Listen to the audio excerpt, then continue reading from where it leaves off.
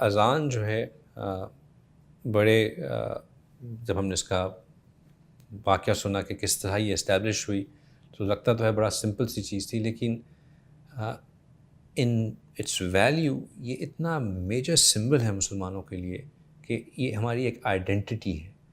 اذان ہماری ایک آئیڈینٹی ہے، وہ صرف یہ نہیں بتاتی کہ یہ اذان دینے والا مسلمان ہے، وہ بتاتی ہے کہ یہاں پہ ایک مسلم کمیونٹی آباد ہے، اور جہاں جیسے مسلم ممالک میں اذان کثرت سے ہوتی ہے، یعنی کہ یہ ایک مسلم ریاست ہے۔ اذان مسلمانوں کی پہچان ہے، مسلمانوں کی آزادی کی پہچان ہے، اسلام کو پریکٹس کرنے کی پہچان ہے، بہت امپورٹنٹ ہے۔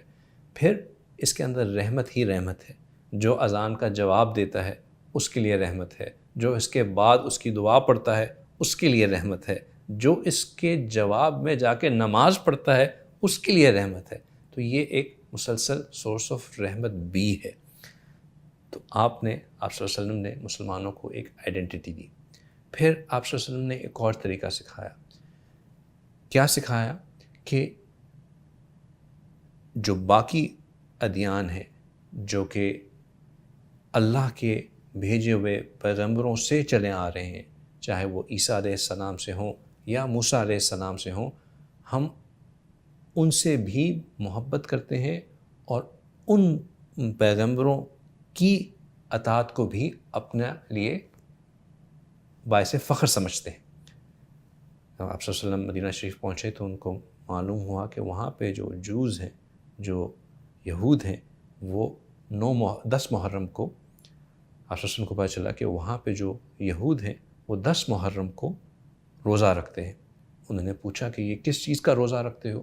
تو انہوں نے کہا کہ ہم اس دن کی خوشی میں روزہ رکھتے ہیں جس دن موسیٰ علیہ السلام کو اللہ سبحانہ تعالیٰ نے فرعون کی فوجوں سے نجات عطا فرمائی تھی، اور فرعون اور اس کی فوج کو ڈبو دیا تھا، اور موسیٰ علیہ السلام اور ان کی قوم کو بچا لیا تھا۔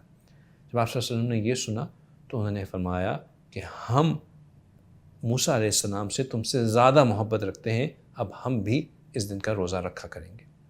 اور پھر آگے جا کے آپ صلی اللہ علیہ وسلم نے یہ بھی انسٹرکشن دی کہ ہم اپنے آپ کو یہود سے یونیک کریں گے، ان جیسا عمل نہیں کریں گے، ان سے ڈفرینشیٹ کرنے کے لیے ہم 9، 10 یا 10، 11 کا روزہ رکھا کریں گے تاکہ ان کے ساتھ مشابہت نہ ہو۔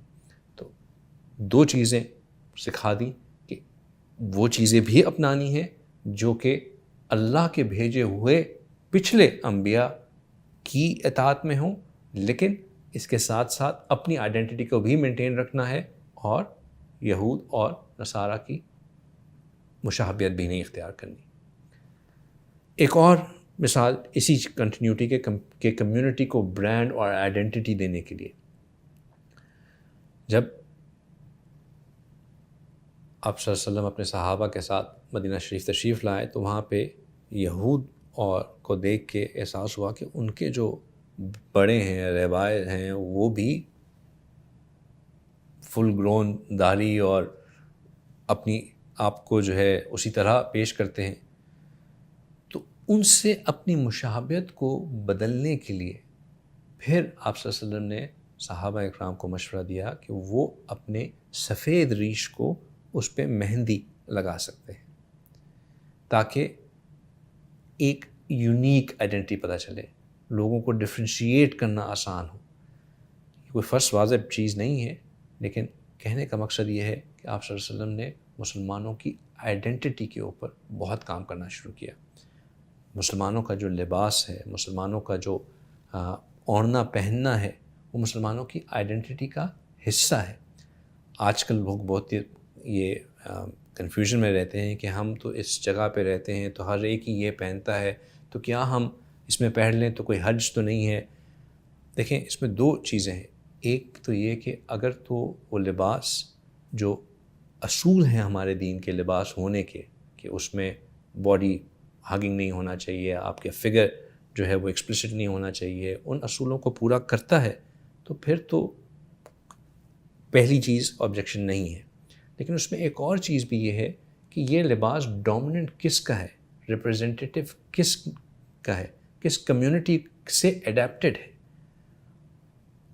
اللہ کے رسول صلی اللہ علیہ وسلم نے غیروں کی مشابہت اختیار کرنے سے شدت سے منع فرمایا، اور جیسے میں نے ایگزامپلز دیں کہ اپنے آپ کو ڈفرینشیٹ اور یونیک رکھنے کے لیے بہت سی ایسے پرو ایکٹیو اسٹیپس لیے کہ مسلمان الگ نظر آئیں.